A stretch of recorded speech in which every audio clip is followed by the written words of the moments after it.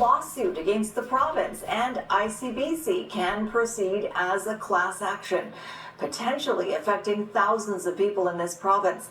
As Catherine Urquhart reports, the lawsuit alleges decades of wrongdoing by the public insurer. The province of BC is facing a $1 billion class action lawsuit for allegedly using ICBC to illegally tax people for healthcare costs. If this lawsuit is successful, it could mean money for anybody who's ever bought insurance from ICBC going back to 1973. The suit alleges that for decades, ICBC has been making payments to the Provincial Medical Services Plan contrary to law.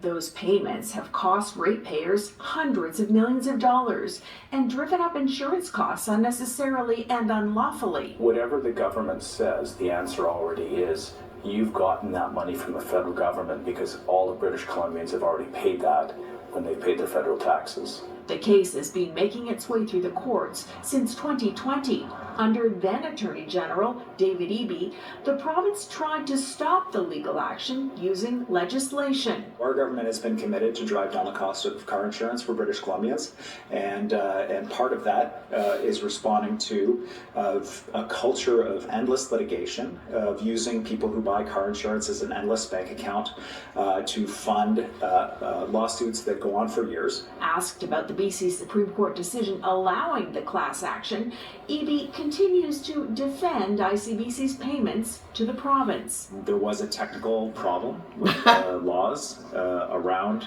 MSP and ICBC that we addressed, and we'll make our arguments in court.